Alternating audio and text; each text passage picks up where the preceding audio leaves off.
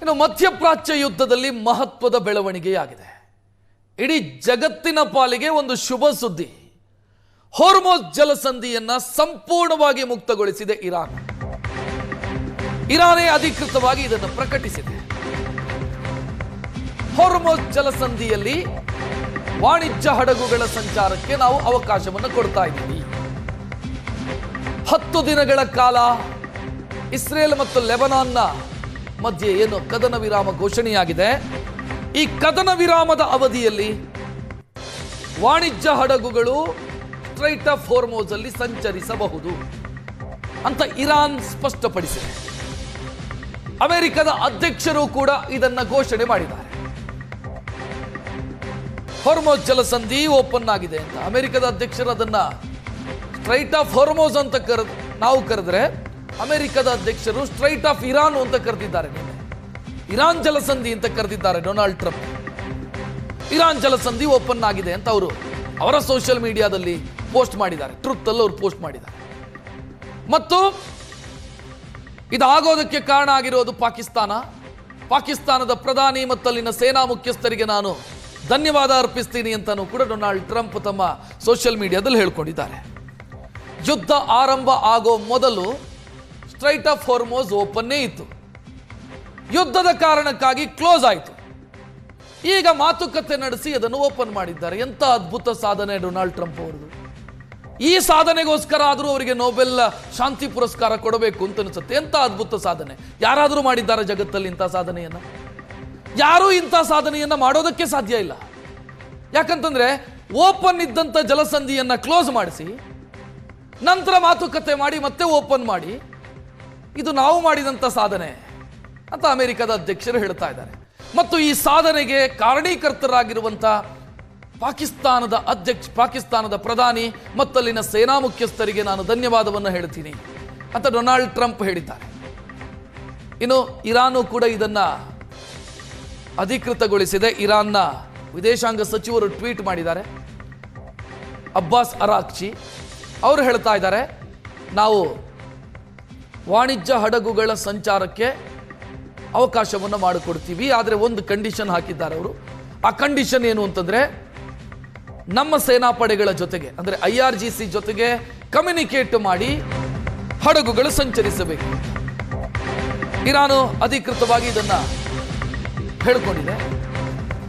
Tweet ಮಾಡಿದ್ದಾರೆ ವಿದೇಶಾಂಗ ಸಚಿವ ಅಬ್ಬಾಸ್ ಅರಾಕ್ಚಿ. ಅವರ ಟ್ವೀಟು ಅವರು ಕ್ಲಿಯರ್ ಮೆನ್ಷನ್ ಮಾಡಿದ್ದಾರೆ. ಅದರಲ್ಲಿ ವಾಣಿಜ್ಯ ಹಡಗುಗಳು ಮುಕ್ತವಾಗುತ್ತೆ, ಮಿಲಿಟರಿ ಹಡಗುಗಳಿಗೆ ಅವಕಾಶ ಇಲ್ಲ, ವಾಣಿಜ್ಯ ಹಡಗುಗಳು ಸಂಚರಿಸೋದಕ್ಕೆ ನಾವು ಅವಕಾಶ ಮಾಡಿಕೊಡ್ತೀವಿ. ಎಲ್ಲಿವರೆಗೆ ಅಂತಂದ್ರೆ ಈ ಯುದ್ಧ ವಿರಾಮ ಚಾಲ್ತಿಯಲ್ಲಿರುವವರೆಗೂ ಕೂಡ ವಾಣಿಜ್ಯ ಹಡಗುಗಳು ಸ್ಟ್ರೈಟ್ ಆಫ್ ಹೊರ್ಮುಜ್ ಮುಖಾಂತರ ಸಂಚರಿಸಬಹುದು ಅನ್ನೋದನ್ನು ಅವರು ಮೆನ್ಷನ್ ಮಾಡಿದ್ದಾರೆ. ಅದರ ಜೊತೆಗೆ IRGC ಜೊತೆಗೆ ಕಮ್ಯುನಿಕೇಟ್ ಮಾಡ್ಕೋಬೇಕಾಗತ್ತೆ ಯಾವುದೇ ಹಡಗುಗಳು ಇಲ್ಲಿಂದ ಪಾಸ್ ಆಗಬೇಕು ಅಂತಾದ್ರೆ ಅಂತ ಹೇಳಿದ್ದಾರೆ. ಬಟ್ ಅಬ್ಬಾಸ್ ಅರಾಕ್ಚಿ ಅವರ ಸ್ಟೇಟ್ಮೆಂಟ್ ಒಂದಾದ್ರೆ, ಅಲ್ಲಿನ ಸ್ಪೀಕರ್ ಏನೋ ಒಂದು ಸ್ವಲ್ಪ ಆಕ್ಷೇಪಾರ್ಹವಾಗಿ ಮಾತನಾಡ್ದಂಗಿದೆ. ಇದರ ಮಧ್ಯೆ ಅಮೆರಿಕದ ಅಧ್ಯಕ್ಷರು ಹೇಳ್ತಿದ್ದಾರೆ, ನಾವೆಲ್ ಬ್ಲಾಕೇಡ್ ಏನ್ ಮಾಡಿದ್ದಾರೆ ಅಮೆರಿಕದವರು, ಅಂದ್ರೆ ಅಮೆರಿಕದ ಯುದ್ಧ ನೌಕೆಗಳನ್ನು ಕಳಿಸಿ ದಿಗ್ಬಂಧನ ವಿಧಿಸುವಂತ ಪ್ರಯತ್ನ ಏನಾಗಿದೆ ಅದು ಮುಂದುವರಿಯುತ್ತೆ ಅಂತ ಅಮೆರಿಕದ ಅಧ್ಯಕ್ಷರು ಹೇಳಿದ್ದಾರೆ. ಯಾಕೆ ಅಂತಂದ್ರೆ ಒಪ್ಪಂದಗಳು ಇನ್ನೂ ಆಗಿಲ್ಲ, ಮಾತುಕತೆಯಾಗಿದೆ, ಒಪ್ಪಂದ ಆಗಿಲ್ಲ. ಒಪ್ಪಂದ ಆಗೋವರೆಗೂ ಕೂಡ ನಮ್ಮ ಯುದ್ಧ ನೌಕೆಗಳು ಸ್ಟ್ರೈಟ್ ಆಫ್ ಹೊರ್ಮುಜ್ನ ಸುತ್ತಲೂ ಹಂಗೆ ಇರುತ್ತೆ, ಫುಲ್ ಫೋರ್ಸ್ ಅಲ್ಲಿ ಇರುತ್ತೆ ಅನ್ನೋದನ್ನ ಅಮೆರಿಕದ ಅಧ್ಯಕ್ಷರು ಸ್ಪಷ್ಟವಾಗಿ ಹೇಳಿದ್ದಾರೆ. ಇದರ ಜೊತೆಗೆ ಭಾರತದ ಹಡಗುಗಳು ಮತ್ತು ಜಗತ್ತಿನ ಬೇರೆ ಬೇರೆ ದೇಶದ ಹಡಗುಗಳು ಸದ್ಯಕ್ಕೆ ಮೂವ್ ಆಗಬಹುದು, ಸ್ಟ್ರೈಟ್ ಆಫ್ ಹೊರ್ಮುಜ್ ಮುಖಾಂತರ ಮೂವ್ ಆಗಬಹುದು ಅಂತ. ಇನ್ನು ಪಾಕಿಸ್ತಾನದಲ್ಲಿ 2ನೇ ಸುತ್ತಿನ ಮಾತುಕತೆ, ಅಮೆರಿಕ ಮತ್ತು ಇರಾನ್ನ ಮಧ್ಯೆ 2ನೇ ಸುತ್ತಿನ ಮಾತುಕತೆಯೂ ಕೂಡ ನಡೆಯೋದಕ್ಕಿದೆ.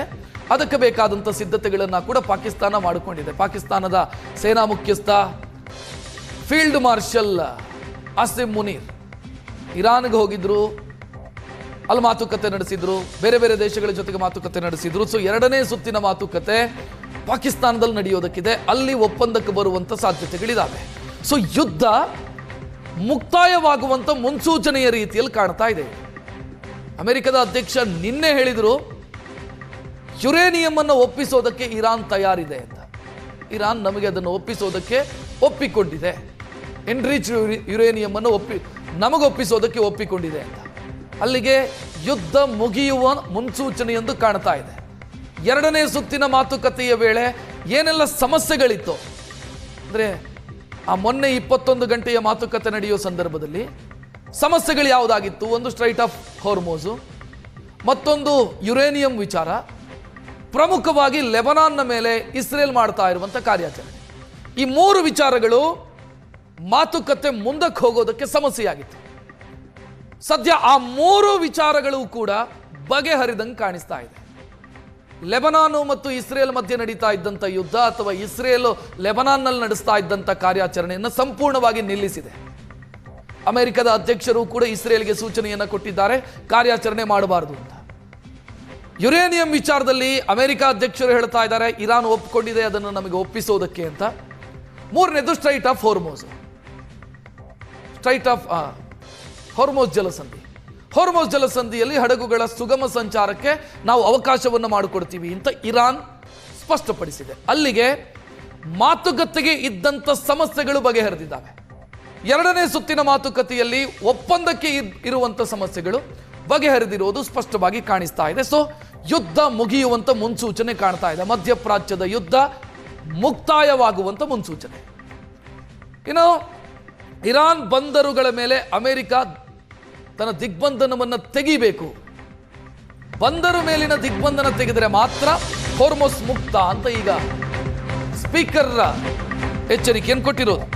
ನಾನು ಈಗಾಗಲೇ ಹೇಳಿದೆ, ವಿದೇಶಾಂಗ ಸಚಿವರು ಹೇಳ್ತಾರೆ ಮುಕ್ತವಾಗಿದೆ ಅಂತ, ಸ್ಪೀಕರ್ ಹೇಳ್ತಿದ್ದಾರಂತೆ. ಈಗ ಅವರೊಂದು ಎಚ್ಚರಿಕೆ ಕೊಟ್ಟಿದ್ದಾರೆ, ನಾವೆಲ್ ಬ್ಲಾಕೇಡ್ ಏನು ಮಾಡಿದೆ ಅಮೆರಿಕ ಅದನ್ನು ತೆರೀರಿ ಅಂತ. ಅಮೆರಿಕ ಅಧ್ಯಕ್ಷರು ಹೇಳ್ತಿದ್ದಾರೆ ಅದು ಕಂಟಿನ್ಯೂ ಆಗುತ್ತೆ ಅಂತ. ಹಾರ್ಮೋಜ್ ಜಲಸಂಧಿಯನ್ನು ಓಪನ್ ಮಾಡ್ತೀವಿ, ಆದರೆ ನಮ್ಮ ಬಂದರುಗಳಿಗೆ ಹಾಕಲಾಗಿರುವಂಥ ದಿಗ್ಬಂಧನವನ್ನು ತೆಗೆಯಿರಿ ಅಂತ ಈಗ ಇರಾನ್ನ ಸ್ಪೀಕರ್ ಒಂದು ಎಚ್ಚರಿಕೆಯನ್ನು ಕೊಟ್ಟಿದ್ದಾರೆ.